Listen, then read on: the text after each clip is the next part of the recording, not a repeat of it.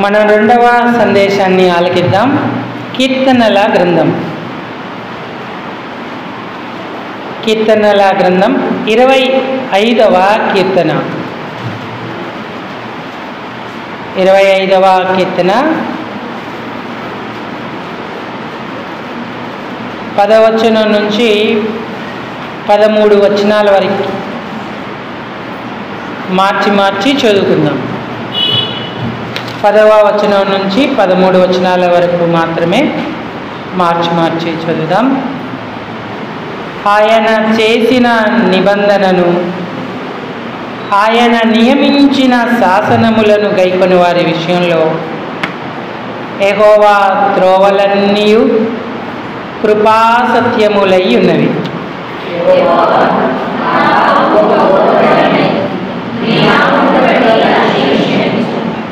యెహోవా యందు భయభక్తులు గలవాడెవడో వాడు కోరుకొనవలసిన మార్గమును ఆయన వానికి బోధించును.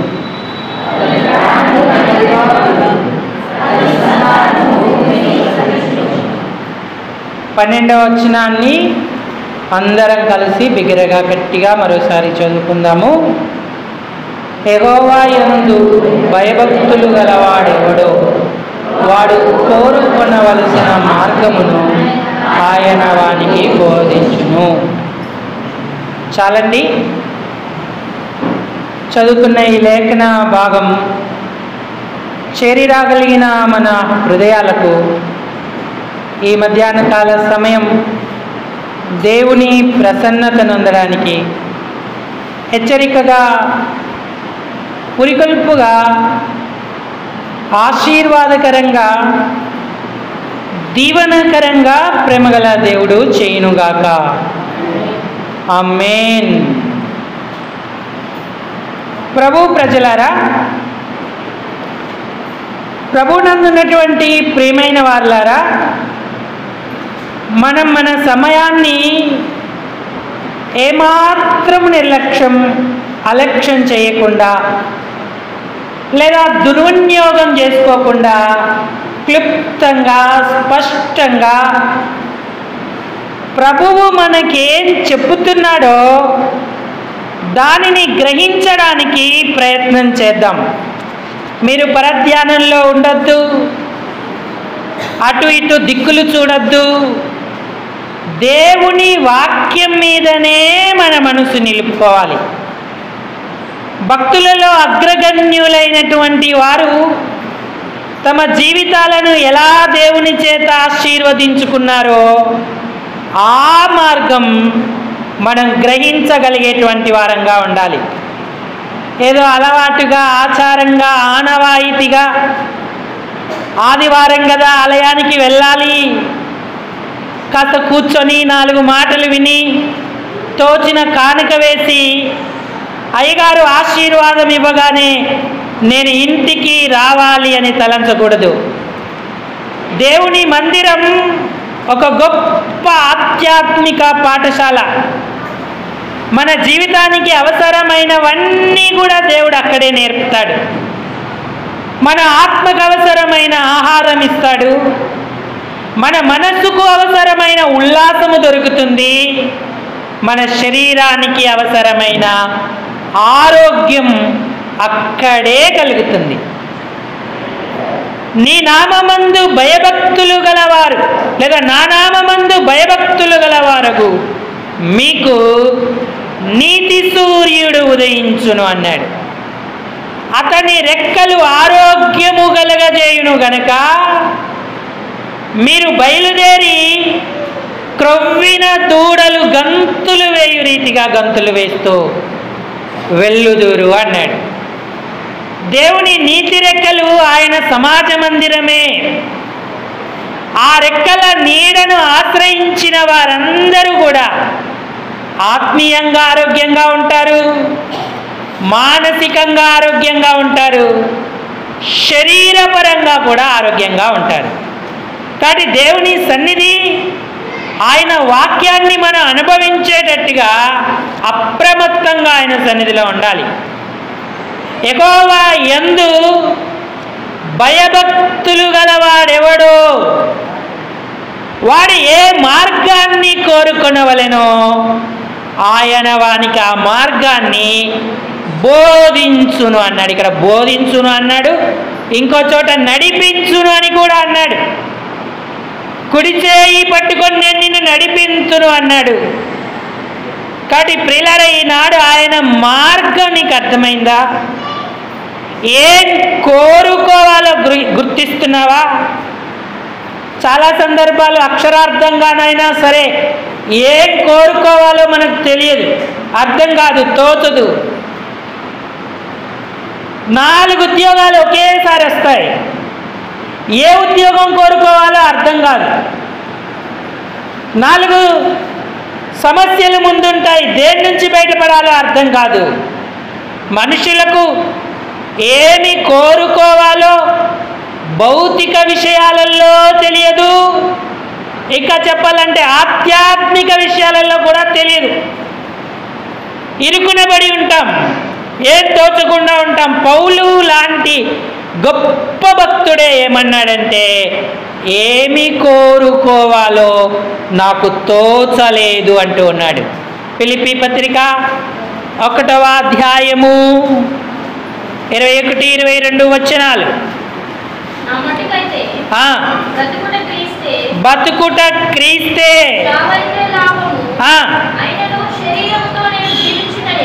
అయినను శరీరముతో నేను జీవించుటయే నాకున్న పనికి ఫలసాధనమైన ఎడల నేనేమి కోరుకొందునో నాకు తోచలేదు అన్నాడు. ఇది ఆధ్యాత్మిక సంగతి, శరీర విషయాలు కాదు. నేనేమి కోరుకోవాలో నాకు తోచలేదు అంటున్నాడు. ఎందుకంటే పౌలు గారికి ఏం ఆశ అంటే, నేను వెడలిపోయి క్రీస్తుతో కూడా నుండవలనని నాకు ఆశయున్నది, అది నాకు మరీ మేలు. ఇప్పుడు ఆ ఆశపడి నేను అక్కడికి వెళ్ళాలా? లేకపోతే శరీరములో ఉండి మీ అవసరాలను తీర్చాలా? మీ అవసరం తీర్చడం కూడా నాకు ముఖ్యమే, రక్షణ సువార్త ప్రకటించాలి. నాకున్న పనికి అదే ఫల సాధనం అన్నాడు. 24వ వచనంలో చదవండి. అయినను నేను శరీరమునందు నిలిచియుండుట మిమ్మును బట్టి మరి అవసరమై ఉన్నది అన్నాడు. రక్షణ లేని వారికి రక్షణ, రక్షింపబడిన వారిని పరిపూర్ణతలోకి నడపాలన్న పౌలు పని ఇంకా మిగిలే ఉన్నది. అది ఎంతో ఫలసాధనమైనది, దాన్ని సాధించాలని ప్రయత్నం చేస్తున్నాడు, దాన్ని కోరుకుంటున్నాడు. అయితే వెళ్ళిపోయి ప్రభుతో ఉండాలని ఆశ కూడా ఉంది. ఏది కోరుకోవాలా? ఇక్కడ ఉండి ఆయన పని చేయడం మేలు, అది కోరుకోవాలా? లేదా ఆయనతో పాటు ఉండాలనేది కోరుకోవాలా అని ఏది కోరుకోవాలా ఆయనకు తోచక సందిగ్ధావస్థలో ఉన్నాడు. ఆత్మ సంబంధమైన విషయాలలో ఇంత సందిగ్ధత ఉంటే భౌతిక విషయాలలో ఎంత సందిగ్ధత ఉంటుంది? అసలు మనకి ఏది కోరుకోవడం రాదు, తెలియదు. అందుకే ప్రభు యొక్క నడిపింపును మనము అపేక్షించాలి. మనము ఎక్కడ ఉండాలో అక్కడ ఉండుట ఆయన మంచిని బట్టి మనం స్థిరపరుస్తూ ఉంటాడు. నేను లేదా మనము ఇక్కడ ఉండుట మంచిది అన్నాడు పేతురు. నిస్వార్థమైన మనస్సు, నీకొకటి, మోషేకొకటి, ఏలియాకొకటి పర్ణశాలలు కట్టుదును అన్నాడు. నాకు కట్టుకుంటాను అనలేదు. ఆయన 3 కడతానన్నాడు కానీ నేను కట్టుకుంటాను అనలేదు. మనం ఇక్కడ ఉండుట మంచిది అన్నాడు. కానీ ప్రభువుకు తెలుసు నువ్వు ఇక్కడ ఉండుట మంచిదో కాదో. ప్రభు అన్నాడు, మనం వెళ్ళే పని, చేయవలసిన పని ఉంది, అక్కడికి వెళ్దామని చెప్పి పంపించాడు.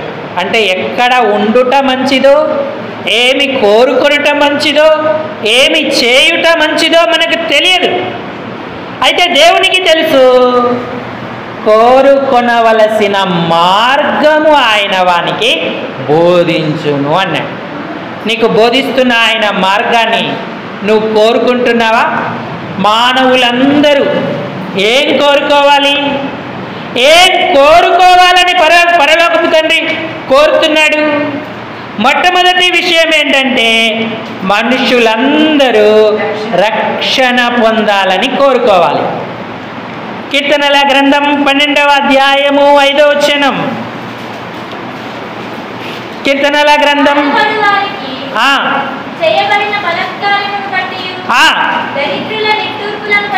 నేను ఇప్పుడే లేచదను, రక్షణను కోరుకొను వారికి నేను రక్షణ కలగజేసేదనని యెహోవా సెలవిచ్చుచున్నాడు అన్నాడు. రక్షణ కోరుకో, రక్షణ కోరుకొను వారికి నేను ఇప్పుడే రక్షణ కలగజేసేదను అంటూ ఉన్నాడు. నువ్వు రక్షణను కోరుకుంటున్నావా? ఇహ సంబంధమైన ఆస్తి, అంతస్తు, పొలము, స్థలము, ధనము కోరుకుంటున్నావా? రక్షణ కోరుకోవడంతో ఇవన్నీ కూడా మనకు లభిస్తాయి. రక్షణ కోరుకోకపోతే ఇవన్నీ లభించినా కూడా అవన్నీ వ్యర్థమైపోతాయి. రక్షణ అంటే ఏంటంటే ప్రమాదములో ఉన్న వ్యక్తిని ఆ స్థితి నుంచి తప్పించి భద్రపరచడమే. ఏదైనా ఒక ఇల్లు కాలిపోతూ ఉంటే అందులో చిక్కుకున్న మనుషులు రక్షించండి రక్షించండి అని కేకలు వేస్తారు. ఈనాడు మనం ఒక గొప్ప ప్రమాదంలో ఉన్నాం. మానవులందరూ ఏ ప్రమాదంలో ఉన్నారంటే మరణించిన తర్వాత వారి ఆత్మలు పాపక్షమాపణ లేకుండా ఇక్కడ చనిపోతే నరకానికి వెళతాయి. ఆ భయంకరమైన అగ్నిగుండంలో కాలవలసి ఉంటుంది. మనందరం కూడా రక్షించండి రక్షించండి అని కేకలు వేయవలసిన స్థితిలో ఉన్నాం. మరణం అంచులో ఉన్నప్పటికీ కూడా రక్షణ గ్రహింపు లేకపోతే మనమేమీ చేయలేం. దేవుడు అన్యాయస్తుడు కాదు. ప్రతి మానవుని వాని పొలిమేరల్లో దర్శిస్తున్నాడు, తడుతున్నాడు, జ్ఞాపకం చేస్తున్నాడు, రక్షణ పొందమని కోరుతూ ఉన్నాడు. రక్షణ యెహోవాదే, తన ప్రజల మీదికి ఆయన ఆశీర్వాదము వచ్చునుగాక అన్నాడు. మరి రక్షించబడ్డానికి సిద్ధమా? పాప క్షమాపణకు సిద్ధమా? యేసు ప్రభు వారు సిలువ వేయబడినప్పుడు 2 దొంగలు కూడా సిలువ వేయబడ్డారు. ఆఖరి క్షణాలు, అవతలి వాడు చనిపోతాడు, ఇవతలి వాడు చనిపోతాడు. కానీ అక్కడ కూడా సిలువ మీద వేలాడుతున్న దొంగకు హేళనలు, అక్కడ కూడా అహంకార దృష్టి. నువ్వు నిజంగా క్రీస్తు అయితే నిన్ను నీవు రక్షించుకొని మమ్మును కూడా ఎంత అహంకారంగా మాట్లాడుతూ ఉన్నాడు. అయితే రెండో వాడు అన్నాడు అని గద్దించి, నీవు అదే శిక్షా విధిలో ఉన్నావు, దేవునికి భయపడవా? ఈయనైతే నిర్దోషి, నిరపరాధి, ఏ పాపం చేయలేదు. యేసు, నీ రాజ్యముతో వచ్చినప్పుడు నన్ను జ్ఞాపకము చేసుకోండి. ఈ చిన్న పశ్చాత్తాపం పరలోకానికి అడుగు పెట్టడానికి కారణమైంది. ఆ దొంగ ఆ రోజు చనిపోయాడు. యేసు ప్రభు వారు ఆయనకు ప్రత్యుత్తరం ఇచ్చాడు, నేడు నీవు నాతో కూడా పరదేశులో ఉండు అన్నాడు. నువ్వు పరలోకాన్ని సంపాదించుకోవాలంటే రక్షణను కోరుకో. యేసయ్య రక్షించడానికే ఈ లోకానికి వచ్చాడు. దేవుని వాక్యం చెప్తుంది, పాపులను రక్షించుటకు క్రీస్తు యేసు లోకమునకు వచ్చనను మాట నమ్మదగినది.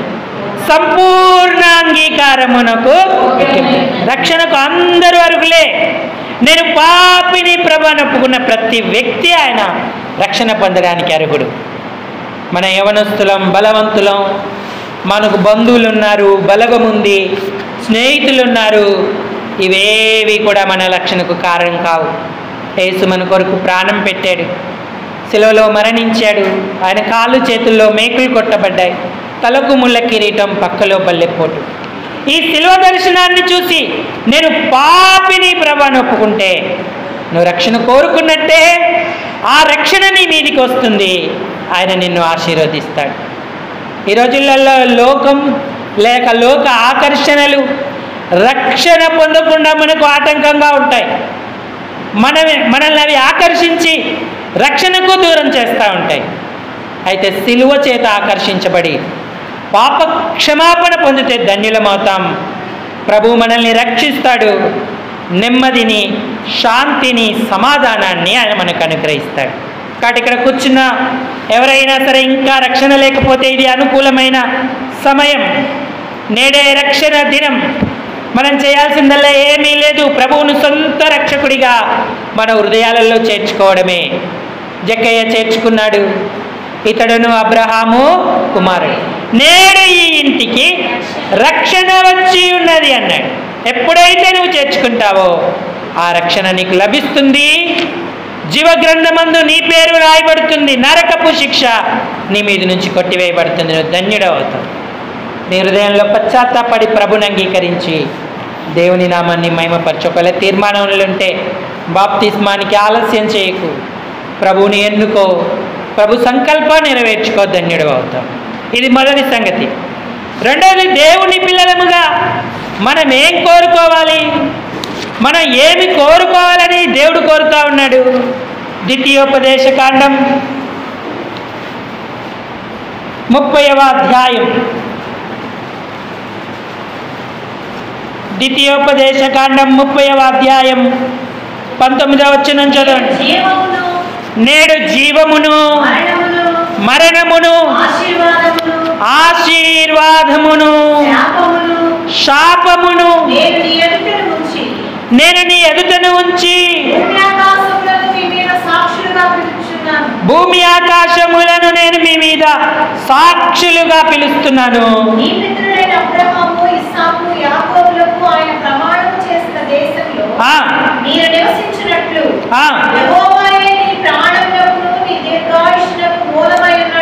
అవును. కాబట్టి నీవును నీ సంతానమును బ్రతుకుచు నీ ప్రాణములకు మూలమైన నీ దేవుడైన యెహోవాను ప్రేమించి ఆయన వాక్యమును విని ఆయనను హత్తుకొనున్నట్లు జీవమును కోరుకొనుడి అన్నాడు. మోషే ఇశ్రాయేలీయుల ఎదుట 4 సంగతులను ఉంచాడు. 2 అనుకూలమైన సంగతులు, 2 ప్రతికూలమైన సంగతులు. జీవము కావాలా, ఆశీర్వాదం కావాలా, రెండవది మరణము కావాలా, శాపము కావాలా అని పెట్టాడు. ఇశ్రాయేలీయులు ఏం కోరుకోవాలి, ఏం కోరుకోవాలో వారికి తోయట్లేదు.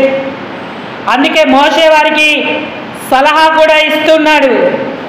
నీ ప్రాణమునకు మూలమైన నీ దేవుడైన యెహోవా ఆయనను ప్రేమించి ఆయన వాక్యము విని ఆయనను హత్తుకొనున్నట్లు జీవమును కోరుకొనుడి అని. ఈ రోజులలో మనం ఏం కోరుకుంటున్నాం? జీవాన్ని కోరుకుంటున్నామా, లేక శాపాన్ని, మరణాన్ని కోరుకుంటున్నామా? మనల్ని ఒకరు శపిస్తే మనం శపించబడము. దేవుని పిల్లలను ఎవ్వరూ ఎన్నడూ శపించలేరు.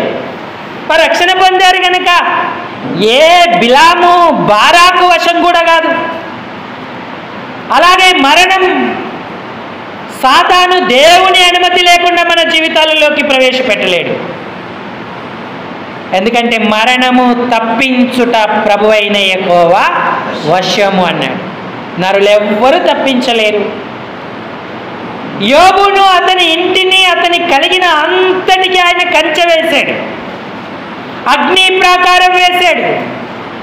సాతాను ఏమీ చేయలేడు. సాతాను దేవుని సన్నిధికి వచ్చినప్పుడు ఊరకయే యోబు దేవుని యందు భయభక్తులు గలవాడై ఉన్నాడా, నువ్వు అతనికి, అతని ఇంటికి, అతనికి కలిగిన సమస్తమునకు చుట్టూ కంచె వేసితివి కదా అన్నాడు. మరి ఆ కంచె ఉంటుండగా ఎలా మరణం లోపలికి వస్తుంది? ఎలా శాపము వారిని ఆవరిస్తుంది? యోబుకు కలిగిన దేనిని కూడా అతడు ముట్టలేకపోయాడు. అయితే దేవుని ప్రత్యేక అనుమతితో యోబు యొక్క విశ్వాస పరీక్ష నిమిత్తం ఆ కంచె తొలగించబడింది. అప్పుడు అతనికి కలిగినది పోయింది. అతని పిల్లలు చనిపోయారు.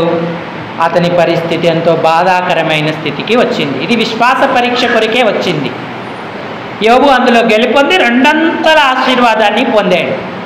ఎందుకంటే ఎప్పుడు యోబు జీవాన్నే కోరుకున్నాడు, మరణాన్ని కోరుకోలేదు, అలాగే శాపాన్ని కోరుకోలేదు. ఆయన తన పిల్లలను పిలువనంపించి పవిత్రపరిచి ప్రతి దినము అలాగు చేయుచుండెను, నిత్యము చేయుచుండెను అన్నాడు. అదే యోబు ఇంటికి కంచి అయి దేవుని కృపను పొందుకునేటట్టు చేసింది. యోబు గ్రంథం 1వ అధ్యాయము. యోబు ఆయన నిత్య జీవితంలో చేసిన ఈ అనుభవం మనకు జీవాన్ని, మనం కూడా చేయగలిగితే జీవాన్ని అనుగ్రహిస్తుంది, చుట్టూ కంచె వేస్తుంది. 1వ అధ్యాయంలో 5వ వచనం సహాయం చేయి. తన కుమారులు పాపము చేసి తమ హృదయములలో దేవుని దూషించారేమో అని వారిని పిలువనంపించి వారిని పవిత్రపరచి అరుణోదయమున లేచి వారిలో ఒక్కొక్కని నిమిత్తమై దహన బలి నర్పించుచు వచ్చెను. యోబు నిత్యము అలాగున ఎక్కడ నా పిల్లలకు కీడు అపాయం సంభవిస్తుందేమో, నా పిల్లలు కూడా ఒకవేళ తెలియక దేవుణ్ణి దూషిస్తారేమో, ఎందుకంటే వాళ్ళు చాలా ఉన్నత స్థితిలో ఉన్నారు. యోబు అంత గొప్పవాడు ఆ ఊర్లో ఎవ్వరూ లేరు, అతనికి ఉన్న ఆస్తి పనివారులు ఎవరికి లేరు, అంత భాగ్యవంతుడు. కానీ ఎంతో భయభక్తులు కలిగి ఉన్నవాడు, దేవుణ్ణి మరి జీవము కోరుకొని సేవిస్తూ వచ్చాడు. అందుకే జీవము ఆ ఇంట నుండి వెళ్ళిపోలేదు. తాత్కాలిక శోధనలు యోబుకు కలిగిన దేవుని జీవము ఆ కుటుంబాన్ని ఆవరించే ఉంది. దేవుని రెండంతల ఆశీర్వాదంతో వారు నింపబడ్డారు. ఈనాడు నువ్వు ఏం కోరుకుంటున్నావు? మనం ఏం కోరుకోవాలో దేవుడు చెప్తున్నాడు. జీవాన్ని కోరుకొనుడి అంటున్నాడు. యేసయ్య పట్టబడి న్యాయాధిపతి అయినటువంటి పిలాతు దగ్గరికి తీసుకురాబడినప్పుడు ఇశ్రాయేలీయులను పిలాతు కోరుకోమన్నాడు. ఏం కోరుకోమన్నాడంటే, యేసు మరణానికి తగినదేది చేయలేదు కాబట్టి పండుగలలో ఒక ఖైదీని విడుదల చేయుట వాడుక కదా, మీరు చెప్పండి, నేను యేసును విడుదల చేయాలని కోరుకుంటున్నాను, మీరు ఎవరిని కోరుకుంటారో అని అడిగాడు. అప్పుడు వారేమన్నారు చూడండి, మత్తయి శుభవార్తకు రండి, 27వ అధ్యాయము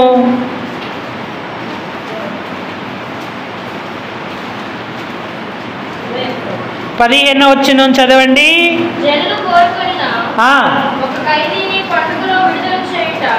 జనులు కోరుకొనిన ఒక ఖైదీని పండుగలో విడుదల చేయుట అధిపతికి వాడుక.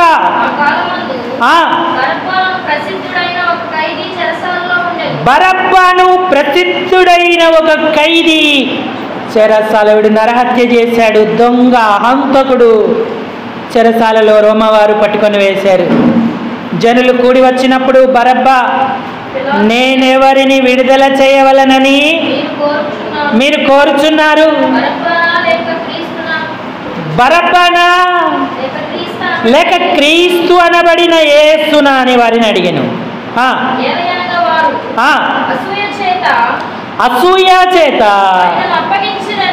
ఆయనను అప్పగించిరని ఆయన భార్య కూడా అతనికి ఉత్తరం పంపింది, ఆ నీతిమంతుని జోలికి పోవద్దు, నేను మిక్కిలి బాధపడ్డానని నా కలలో అని చెప్పి అతనికి చెప్పింది. అయితే ఈ ప్రధాన యాజకులు పెద్దలు బరబ్బను విడిపించమని అడుగుటకు, యేసును సంహరించుటమని అడుగుటకు జన సమూహమును 21 చదవండి అమ్మా. ఈ ఇద్దరిలో నేను ఎవరిని విడుదల చేయవలనని మీరు కోరుచున్నారని వారిని అడగగా వారు బరబ్బానే అనిరి అన్నాడు. ఎందుకు? అతడే దుష్కార్యం చేసేనని పిలాతు అడిగాడు. అసలు ఆయన మాటే లక్ష్య పెట్టట్లేదు జనులు. సిలువ వేయుము, సిలువ వేయుమని కేకలు వేసిరి అన్నాడు. ఇక ఈ కేకల వలన, ఈ గొప్ప కేకలు, ఆ కేకలే గెలిచాయి, నా వలన ప్రయోజనమేమీ లేదని పిలాతు ఆ నీతిమంతునికి మరణ శిక్ష విధించాడు. యేసు జీవము, నేను జీవమునై ఉన్నానన్నాడు. బరబ్బ మరణం, శాపం. కానీ జనులు బరబ్బానే కోరుకున్నారు, మరణాన్నే కోరుకున్నారు. ఇంకా వాళ్ళ ప్రేరేపణకు వారు లొంగుతూ వచ్చారు. సత్యాసత్యాలను గుర్తించక జీవాన్ని కోరుకోలేకపోయారు. ఈనాడు నువ్వేం కోరుకుంటున్నావు? నీ వ్యక్తిగత కుటుంబ సంఘ జీవితంలో జీవం కోరుకుంటున్నావా? వాక్యమును హత్తుకొని ఉంటే ఆ జీవం నీలో ప్రవహిస్తుంది. లోకాన్ని హత్తుకొని ఉంటే మరణం, శాపం ప్రవహిస్తూ ఉంటుంది. అందుకే దైవ వాక్యాన్ని ఎంతో జాగ్రత్తగా విని చదివి మనం సొంతం చేసుకునేటువంటి వారంగా ఉండాలి. నీ వాక్యమే నన్ను బ్రతికించెను అన్నాడు. నా బాధలలో ఇది నాకు బహు నెమ్మది కలిగించెను అన్నాడు. ఈ జీవము గల వాక్యాన్ని కోరుకుంటే యేసును కోరుకున్నట్టే, జీవాన్ని కోరుకున్నట్టే. ఆ జీవమే మన ఆశీర్వాదానికి మూలమవుతా ఉంది. అది వాక్యం లేకుండా సెక్యులర్గా మనం ఏమీ చేయలేం. వాక్యమే మన మూలం, మన పునాది, మన ప్రమాణం, మన ప్రామాణికమునై ఉన్నది. వాక్యానికి వ్యతిరేకంగా ఏం చేయలేం. అందుకే యేసు అన్నాడు, నాకు వేరుగా ఉండి మీరేమీ చేయలేరు అని. జీవాన్ని ఎంత హత్తుకుంటే అంత ధన్యులం అవుతాం. ఈ వాక్యము విని హత్తుకో, జీవాన్ని కోరుకో అన్నాడు. నీ ప్రాణానికి మూలమైన ప్రభు అయిన దేవుణ్ణి గణపరుచున్నట్లు నీవు జీవమే కోరుకోవాలి. అంటే ఏ వాక్యాన్ని కూడా కోల్పోకుండా, ఏ కూటాన్ని కూడా అశ్రద్ధ చేయకుండా గట్టిగా పట్టుకొని ధన్యులమయ్యేటువంటి వారంగా ఉండాలి. అప్పుడు దేవుని వాక్యం జీవమై మనకెంతో మేలు చేస్తుంది. మొదటిగా రక్షణ కోరుకోవాలి, రెండవదిగా జీవము కోరుకోవాలి. ఇక మూడవదిగా ఏం కోరుకోవాలి? యెహోషువ గ్రంథము 24వ అధ్యాయము. యెహోషువ గ్రంథము మనందరికీ తెలిసిన విషయాలే. మరలా దేవుడు జ్ఞాపకం చేస్తున్నటువంటి సంగతులు. ఎన్నో వచ్చినమ్మా చదవండి. 15వ వచ్చిన 24వ అధ్యాయం 15వ వచనంలో ఆ యెహోవాను సేవించుట మీ దృష్టికి కీడు అని తోచిన ఎడల మీరు ఎవరిని సేవించెదరో నది అద్దరిన మీ పితరులు సేవించిన దేవతలను సేవించెదరేమో.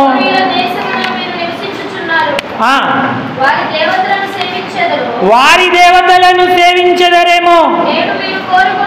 నేడు మీరు కోరుకొనుడి. మీరు ఎవరిని సేవింప కోరుకొనినను నేనును నా ఇంటి వారలు యెహోవానే సేవించదమని చెప్పాడు. ఇది యెహోషువ యొక్క తీర్మానం. నువ్వు ఎవరిని సేవింప కోరుకుంటున్నావు?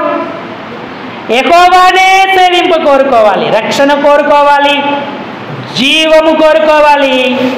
యెహోవాను మాత్రమే సేవించిన కోరుకోవాలి. ఇశ్రాయేలీయులే, దేవుని బిడ్డలే, యూదులే, కానీ యెహోవాను మరచి ఇతర దేవతలను సేవింప కోరుకొనిరి అన్నాడు. న్యాయాధిపతుల గ్రంథం 5వ అధ్యాయం 8వ వచనం. ఇశ్రాయేలీయులు క్రొత్త దేవతలను కోరుకొనగా యుద్ధము ద్వారముల యొద్దకు వచ్చాను అన్నాడు. దేవుడు ఉన్నాడుగా, మళ్ళీ ఇంకెందుకు కొత్త దేవతలు ఇశ్రాయేలీయులకు? వాళ్ళను సేవింపాలని ఎందుకు కోరుకున్నారు? అందుకే వారిని శత్రువుల చేతికి, ఇతరాత్రమైన వారి చేతికి దేవుడు అప్పగిస్తూ వచ్చాడు. వారు బాధపడుతూ వచ్చారు, మరలా తెలుసుకుంటూ వచ్చారు. మరలా ఇశ్రాయేలు దేవుడైన యెహోవాను అనుసరిస్తూ వచ్చాడు. అందుకే యెహోషువని ఖచ్చితంగా చెప్పాడు, ఖచ్చితత్వంగా చెప్పాడు, మీరు ఎవరిని సేవింప కోరుకొనినను నేనును నా ఇంటి వారలు యెహోవానే సేవించదు. మనం కోరుకున్నవి అనేక సందర్భాలు మనకు ఉరి అవుతాయి, మనకు తెలియదు.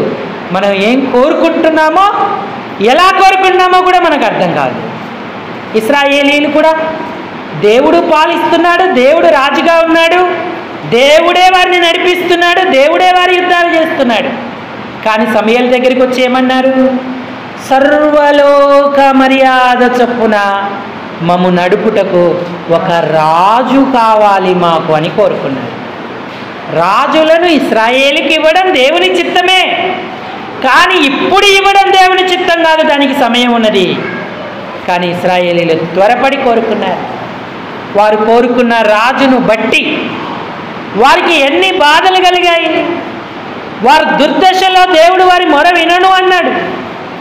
మీ రాజు లేదా మీ దేవతలు వింటాయేమో చూసుకోండి అని చెప్తూ వచ్చాడు. మరి అలాంటి స్థితి ఇశ్రాయేలీలు కొని తెచ్చుకున్నారు. మన కోరికలు అలా ఉంటాయి. మనం కోరుకోవాల్సింది కోరుకోకూడని కోరుకుంటాం. మనుషులందరూ తాత్కాలికులే, వారు మనల్ని ఏలాలని కోరొద్దు, యెహోవాయే మనల్ని ఏలాలని కోరాలి. న్యాయాధిపతుల గ్రంథంలో కూడా చూడక్కర్లేదు, గిద్యోను దగ్గరికి వచ్చి నీవు నీ కుమారుడు మమ్మును ఏలుదురు అని కోరారు. నేను మిమ్మును ఏలను, నా కుమారుడు కూడా మిమ్మును ఏలడు, యెహోవాయే మిమ్మును ఏలుతాడు అని చెప్పాడు. నువ్వు దేవుణ్ణి రాజుగా, దేవుడే ఏలికగా నీ జీవితంలో కలిగి ఉన్నావా? నువ్వు ఆయననే కోరుకుంటున్నావా? ఆయననే సేవించాలి. ఆయనే మన నాయకుడు, ఆయనే మన దేవుడు. ఆయన మనల్ని పాలిస్తే, మనల్ని పరిపాలించడం కోరుకుంటే మనం ఎంతో ధన్యులం అవుతూ ఉంటాం. అంటే దేవుని సత్యమందు మనం ప్రతిష్ఠించబడాలి, కానీ మన ఇష్టమందు మనం ప్రతిష్ఠించబడకూడదు. ఇశ్రాయేలీలు అట్లా ఎన్నోసార్లు దేవతలను కోరుకొని, రాజులను కోరుకొని నష్టపడ్డారు. కోరుకొని వారు ఉన్నారు యెహోషువలాగా. వారు దేవుని యొక్క నడిపింపులో ఉండి ఆశీర్వాదాన్ని, దీవెనను పొందుతూ వచ్చారు. ఈనాడు మనం ఎవరిని కోరుకుంటున్నాం? యెహోవాను సేవింప కోరుకుంటున్నామా? మనుషులను కోరుకుంటున్నామా? లేక ఇతర దేవతలను ఇశ్రాయేలు వలె కోరుకుంటున్నామా? కోరుకొనవలసిన మార్గాన్ని నేను నీకు బోధిస్తానని చెప్పాడు. ఆయన ఏర్పాట్లో ఉంటే మనం ఎంత ధన్యులమవుతాం. నువ్వేం కోరుకుంటున్నావో అది ఆయన నీకు సొంతం చేస్తాడు. దాన్ని బట్టి నీ ఆశీర్వాదాలు, దీవెనలు స్థిరమై ఉంటాయి. మనం ఆశీర్వాదాలు కోరుకోవాలి. యెషయా గ్రంథం 65వ అధ్యాయం, నమ్మదగిన దేవుడు నన్ను ఆశీర్వదించాలని కోరుకోవాలి. 16వ వచనం, దేశములో తనకు ఆశీర్వాదము కలగవలనని కోరువాడు నమ్మదగిన దేవుడు తన్ను ఆశీర్వదింపవలనని కోరుకొనును అన్నాడు. నీ కోరిక సమంజసమైనదైతే నీ ఆశీర్వాదం ఎన్నటికీ నీకు స్థిరమై ఉంటుంది. నువ్వు యెహోవానే సేవింప కోరుకొని ఉంటే ఆ ఆశీర్వాదం ఎన్నటికీ దూరం అవ్వదు. కాబట్టి మనం కోరుకోవాల్సినది కోరుకోవాలి. ఆ కోరికను ప్రభువుకు తెలియపరిచేటువంటి వారంగా ఉండాలి. మొట్టమొదట రక్షణ కోరాలి, రెండవదిగా జీవము కోరాలి, మూడవదిగా యెహోవానే సేవించుట కోరాలి, నాలుగవదిగా ఆశీర్వాదం, దేవుడే నన్ను ఆశీర్వదించాలి అని కోరాలి. ఈ కోరికలు మనం కలిగి ఉంటే తప్పక ఆయన ఆశీర్వాదం మనపై ఉంటుంది. ఆయన దీవెనను స్థిరపరుస్తాడు. ఆయన వాక్య ప్రకారంగా మనం ప్రవర్తించినప్పుడు మనకు ప్రతిఫలం కలుగుతుంది. ఈ తలంపులను దేవుడు దీవించునుగాక. అందరూ తలలు వంచి కళ్ళు మూసుకోండి. మనం ప్రార్థనలోకి వెళదాం.